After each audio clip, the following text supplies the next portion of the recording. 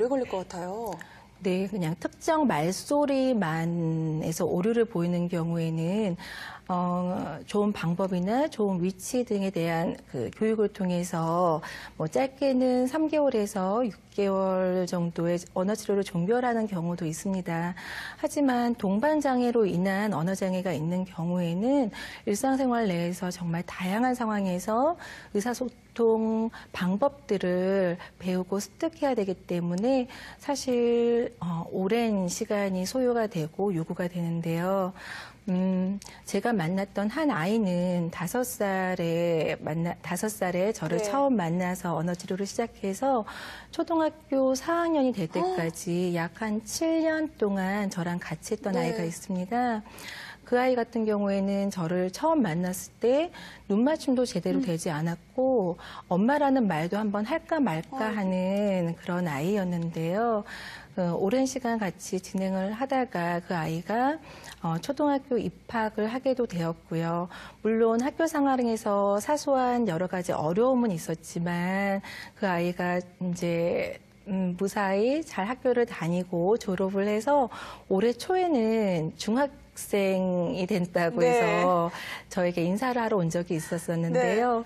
그렇게 오랜 시간이 걸리기는 하지만 아이들이 그 과정을 통해 점차 나아지고 일상생활에서 충분히 다른 사람과 의사소통하는 방법을 그 과정을 익혀나가는 걸 볼 때 시간은 더디 걸리고 오래 걸리지만 참 소중한 시간이라고 생각을 합니다. 5살 때 만나서 눈도 잘 못 마주치고 말도 못했던 아이가 말도 하고 마음의 문까지 열었을 때 참 마음이 뿌듯하면서 뭉클했을 것 같은데요. 그런데 그 과정, 그 결과가 나오기까지 과정이 참 힘들었을 것 같아요. 힘든 점도 많으시죠? 네. 저는 언어장애 아동들을 주로 만나고 있습니다. 최근 들어 저희 기관을 찾는 아이들의 연령이 점점 더 어려지고 있는데요. 아이들의 연령이 어려질수록 아이들의 언어 문제에 대한 다양한 관점에서 저희가 바라보고 분석을 해야 되는 게 필요합니다. 그리고 때로는 이제 치료실 내에서 저와 만나는 시간뿐만 아니라 가정에서도 충분히 변화를 모색할 수 있는 그런 노력들이 필요한데요. 그러기 위해서 부모님과의 심도 깊은 상담을 나눠야 될 때도 있고 가정에서 지도를 위해서 시간을 많이 쏟아야 되는 경우도 있습니다. 그런데 사실 현실적으로 현장에서 저희에게 주어지는 시간은 좀 제한적이다 보니까 제가 바라는 대로 제대로 그만큼 같이 협조가 안 돼서 어려움이 있는 경우들이 종종 있습니다. 네, 이 언어 치료사의 세계 힘든 점도 많지만 보람된 점이 더 많을 것 같은데요.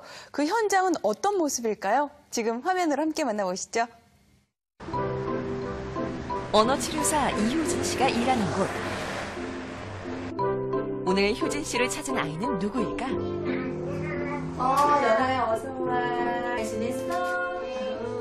초등학교 입학을 앞둔 7살 연아. 발음 자체도 문제지만 언어 이해 능력도 많이 부족하다. 땅과 물에서 살아요. 개구리! 뭐라고? 개구리.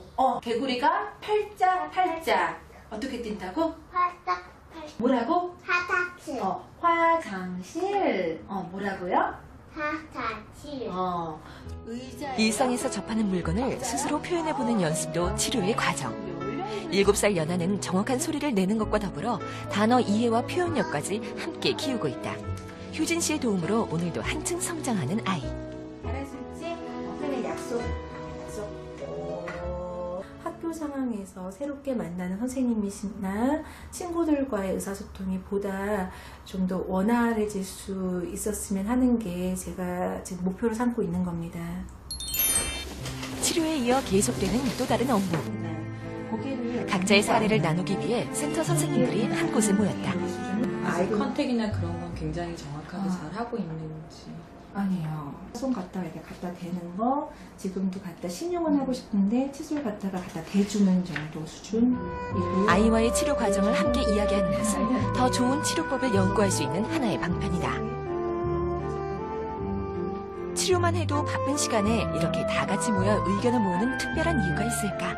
하지만 미처 고려하지 못한 부분들에 대해서 동료들이 바라보는 관점에 대해서 서로 의견을 나눌 수 있을 때 의견을 들으면서 어떤 부분들은 지지를 받고 어떤 부분에 대해서는 개선이 필요하다고 필요성을 느낄 때 굉장히 도움이 많이 됩니다. 있나 여기 선생님 손은 어디 있을까? 회의 후 다시 돌아온 아이 치료실. 언어 이외의 발달이 전체적으로 늦어진 3살 지효의 치료가 한창이다. 빙글빙글 돌아가네. 아, 얌얌얌. 지우빵 줘. 얌얌. 아니야, 안 줄 거야.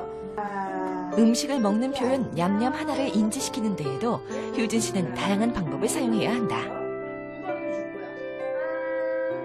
멍멍이 줘요? 아니야. 토끼 줘요? 이거 안 해. 고개를 젓는 등 작은 몸짓으로만 의사 표현을 한다 해도 지효에겐 큰 발전. 나이에 맞는 효과적인 치료를 위해 장난감, 인형, 동화책 등 여러 도구를 활용하는 효진 씨다.